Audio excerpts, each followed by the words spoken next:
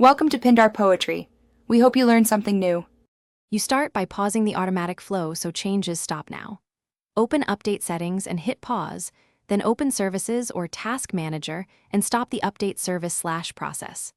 Once done, set your network to metered or unplug to prevent downloads.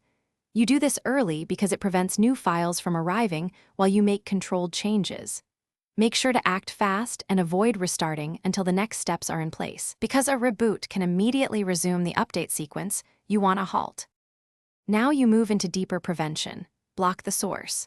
Create a local firewall rule to block the update agent or relevant server IPs and add key update domains to hosts pointing to 127.0.0.1 so DNS resolution fails. Once done, check Task Scheduler and disable any update-related tasks. If the agent allows removal, uninstall it, otherwise rename the executable to prevent automatic restart. These steps give you layered protection, so finish by verifying, reboot into safe mode, and confirm the update service or process does not run. Once confirmed, return to normal mode and reconnect the network, then check settings to ensure updates remain paused. You should document the changes you made so you can revert later. Make a restore point now. If updates unexpectedly resume, roll back recent driver or system patches and reapply firewall/hosts rules.